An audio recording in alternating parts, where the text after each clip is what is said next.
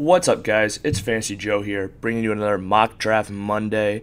If you are new to the channel, please like, comment, and subscribe down below. Without further ado, let's get into this mock draft. Okay, so we are doing a mock draft for the 2021 season this year. We randomize our pick, and we are picking from the third spot in a half-point PPR. 2 running backs, 2 wide receivers, and 1 flex spot. So let's get into it.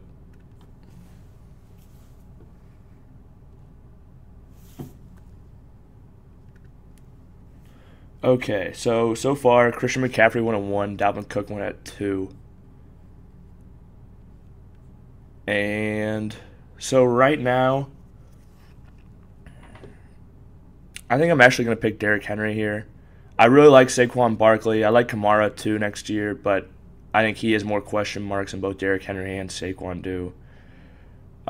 With Jameis taking over as the offense, I think he'll be fine, but I think I'd take both those guys before him this year.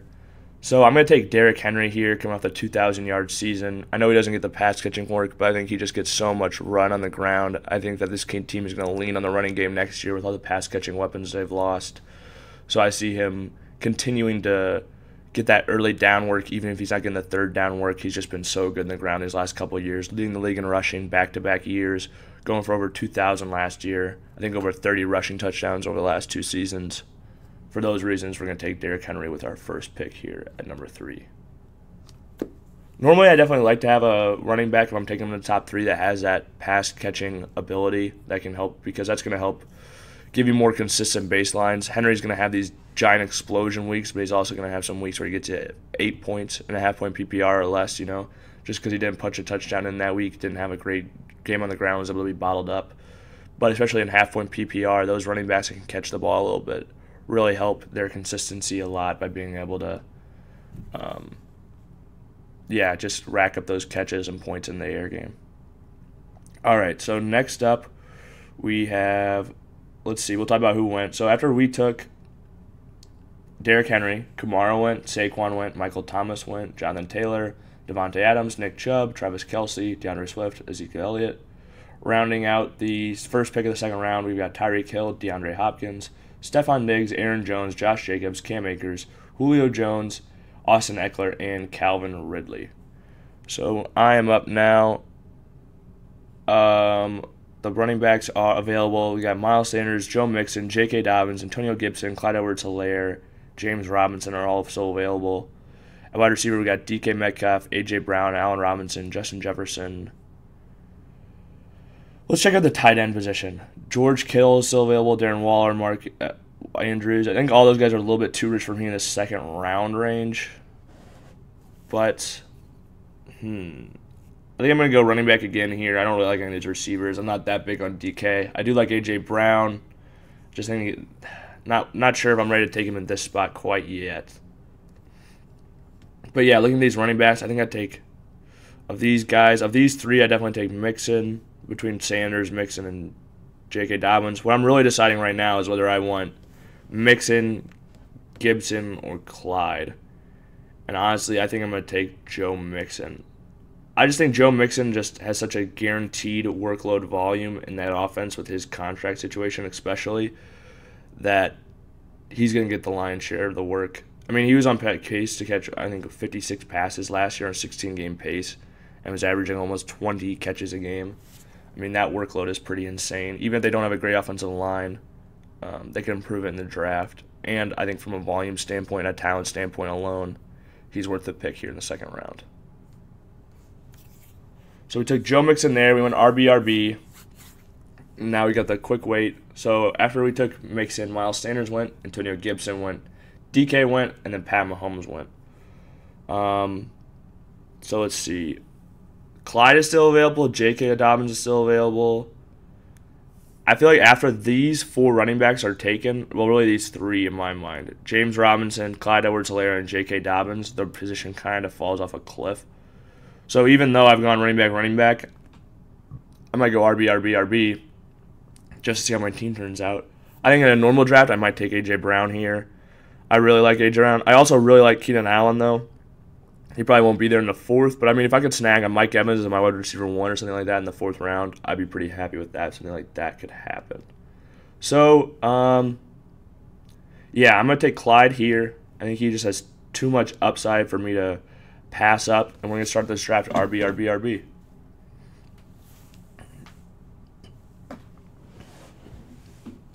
Travis Etienne came off the board there, as we see. Okay, so now we are up, and let's check out the wide receiver position. Okay, it has been pretty well picked over, but as you can see, though, the running back position as well has really been run down. I mean, Chris Carson, not even on a team right now. Really don't know what kind of workload he's going to get next year. Kareem Hunt, he's splitting work with Nick Chubb. Melvin Gordon, same thing with Phillip Lindsay.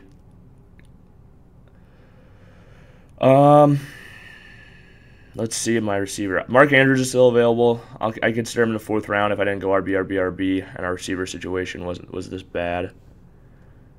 But honestly, I think I'm going to take... I really like CeeDee Lamb this year. I could see him taking him in the fifth, but there's another receiver I could also see taking the next round potentially.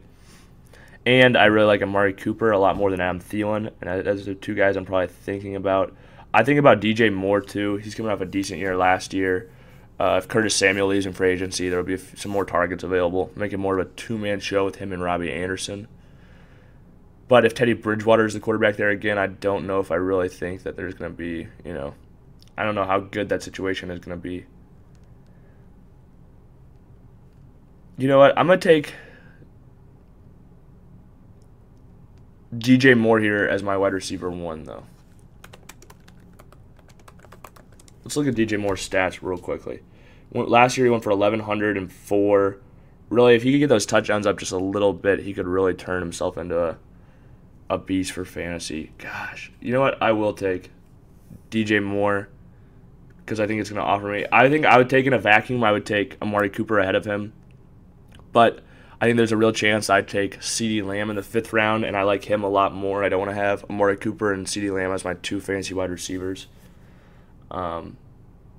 So I'm going to take DJ Moore, and even if here, I'm going to take DJ Moore, and even if Amari Cooper isn't selected, or CeeDee Lamb is selected, I think I have another route to go in this next round. Okay, so short wait. Chris Carson went, Amari Cooper went, Adam Thielen and Odell were drafted after we selected our pick. So we have DJ Moore as a wide receiver 1. CeeDee Lamb was available. There's one player I'm going to check on, and that's Jamar Chase. Jamar Chase, if CeeDee Lamb was gone and was the receiver I was going to think about, I know fifth round, you might think that's a little early, but I have really a lot of faith in him this year, and I think he's going to be ready to go, rocking and rolling. Yeah, as a rookie, I think he's going to be dynamite. I mean, we saw what Justin Jefferson did. If he lands in a position where the quarterback can get him the ball early, there's no reason I don't think he could be good as a rookie year for fantasy. I'm going to take CeeDee Lamb here. I really like CeeDee Lamb. I think in the fifth round. I feel like I've got decent receivers with a really good, talented group of running backs, so I feel pretty good about this team. Okay, let's see. David Johnson's still available. I wouldn't mind him as an RB4, honestly. A.J. Dillon's still available as well. Courtland Sutton, I really like him. I'd say David Johnson and A.J. Dillon are the only two guys on this list I feel like are really like solid starters that are left. Raheem Mostert could be the guy, but I think they're going to utilize a running back by committee in San Francisco. Myles Gaskin, they're one of the top teams that could sign an Aaron Jones or draft a running back this year, so I don't particularly see them going that way. No one really entices me at the tight end position right now either. I think I'm going to take, I think I'm going to take David Johnson here just to build my running back depth. No, I'm going to take Courtland Sutton. I really like Courtland Sutton. He's a guy I think is a great buy low in dynasty leagues. People are acting like he's fallen off the cliff, and I just think, I mean, he got hurt last year, but people were hyping up so much last year. I think he's fallen too far down the board this year. Okay, so I took Courtland Sutton there, knowing we only had the 4 spots, hoping I could snag an A.J. Dillon or somebody like that. And David Johnson actually fell to us, I think for upside, especially here in the 7th round with the backs that I have, I'm going to take A.J. Dillon because he might be the starter in Green Bay this year. I'm going to take him here. And I feel like I've got good wide receiver depth and good running back depth so far with my first 7 picks. This is like, I think, one of the examples. Last draft we did, we went quarterback and tight end, I think, in our first 7 or 8 rounds.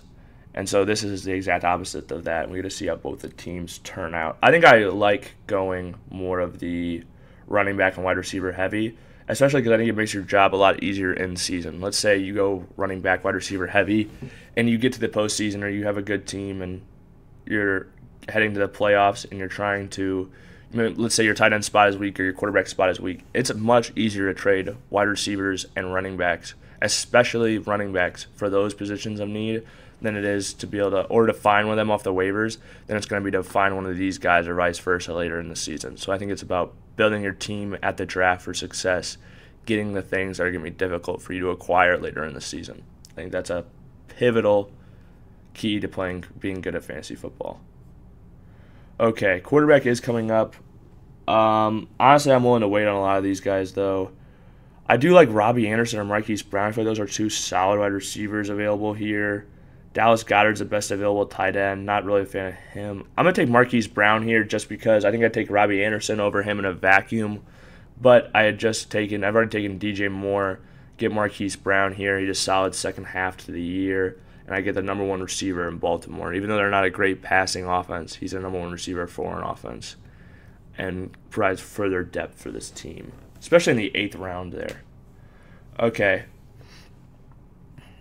I don't love Dallas Goedert this year. I think he's good, but I'm going to take him here because I've got an idea of what I could do later, and there's not a whole lot of Curtis Samuel, depending on where he lands, I could take him, but as a free agent, I'm not really all that interested, similar with a lot of these other guys. So we're going to take Dallas Goedert here. He's the only tight end perceivably next year heading into the 2021 season for the Philadelphia Eagles, as they're likely to move on from Zach Ertz. So I think that the target share will increase. I think he's a talented tight end to begin with. So we're going to take Dallas Goedert there in the 9th round.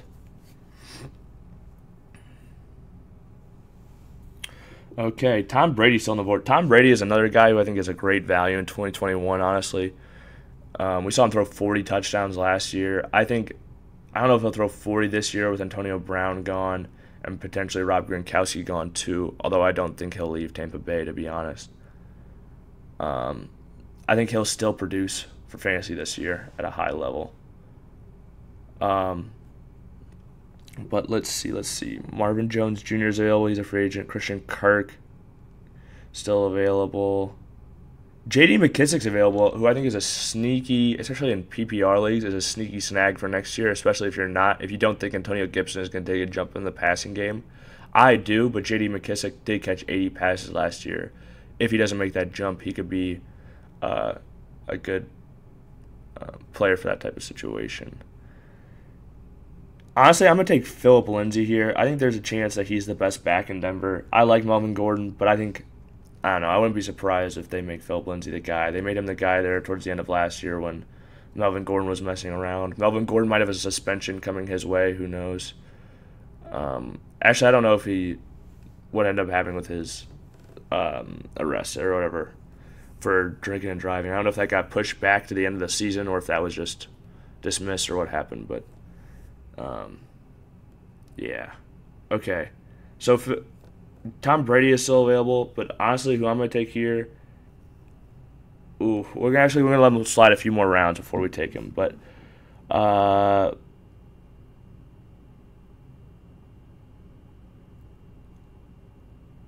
going to snag I'm looking at Cole. There's a few guys. Cole Beasley for Buffalo, or you know what? I am going to make Cole Beasley. Cole Beasley was a second-team All-Pro last year. I expect John Brown, the wide receiver for the Bills, to be cut or let go this year. I think there's a very good chance that happens in this offseason. And if you can take Cole, I'm going to snag Cole Beasley. I think he's honestly a solid flex guy next year if John Brown is gone. So I'm going to take him there. Okay, so Jalen Hurts was selected in the 12th round. The reason I took Dallas Goedert, part of the reason was I was hoping I could snag Jalen Hurts in the next round, in round 12. He got taken, though. and stack those two together and get a nice stack to go with this roster that make this team really dangerous. I think Jalen Hurts is going to be a beast next year for fantasy. He just runs the ball so much, and he's a powerful runner. I think he could do a lot for that team, especially around the goal line if they fully utilize him in that skill set. But with that said, I'm going to take Stafford. I like him, especially the weapons that they have in LA. I know it's the first year in the offense, but I think he's a talented guy. I think he'll be able to make it work. Okay, so now we're getting down to it. I'm going to take Rashaad Penny here. I like his upside as a running back. He could be the guy in Seattle next year. And if he's not, I can cut him week 1. Just move on, real simple. I don't have to worry about it. So let's keep it moving. We're going to take a defense and a kicker, and we're going to see how this team turns out. You know what? Honestly, we're not going to take a defense and a kicker because, especially if you're drafting more than a month away from the season, I would suggest not doing that. Take another wide receiver, another running back. Just take some more shots on guys, and you just never know. You know, like Salvon Ahmed. Let's say Miami doesn't go running back this year in offseason or in free agency, and you draft Salvon Ahmed here. And Myles Gaskin goes down week 3 or week 4 in preseason. All of a sudden, you have the starting running back for easily a top 15 running back, top 20 running back in Salvon Ahmed rest of season in Miami, and you could just cut him at the end if no one gets hurt, drop him, add any other kicker in the list, and you're going to be just fine. So that's why I recommend drafting guys even when you don't. If you're drafting away from the start of your season, I would draft extra players in those spots. I'm going to take Lazard here because he could be the number 2 in Green Bay. And that's going to do it for my draft. They're finishing out the rest of the simulation, and then I'll be able to show you my team.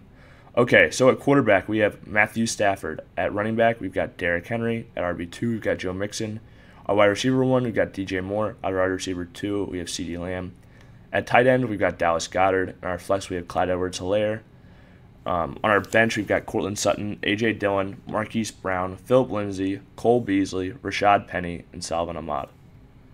I really like this team. I would love to get that Jalen Hurts and Dallas Goedert stack, but that's just not how things go all the time. But I was a little worried taking the reason that I like taking Derrick Henry at 3-2 is just I think Derrick Henry, you know, Saquon has had the injury issues. Some of those other guys have battled different things. But with Derrick Henry, I feel like you just know what you're going to get out of him, and that's why I took him there. Same thing. I love the 3 backs starting RB. When you're able to snag a DJ Moore and a CeeDee Lamb, it's not even. I would be disappointed if you told me that my wide receiver 1 coming to this draft would be DJ Moore. But when my wide receiver 2 is CeeDee Lamb, and I was able to snag such quality running backs and build quality depth with the Courtland Sutton, A.J. Dillon pick. I mean, even the Cole Beasley pick I really liked. And I feel like I've got 4 startable running backs, some upside running backs on my bench, some high-quality starting receivers, and some more quality receivers on my bench. And receiver, especially if you're going to be thin in a position like receiver, just draft like 3 or 4 guys you like in the draft, and then just look at it in free agency. It's not the hardest thing in the world to find a decent depth piece that can get you some points every week at wide receiver, or to trade and acquire one of those guys in season. If you've made it to the end of the video and you enjoyed it, please subscribe, like this video, and drop any comments down below, and I will respond to them. Thank you guys so much for listening. This is Fantasy Joe signing off.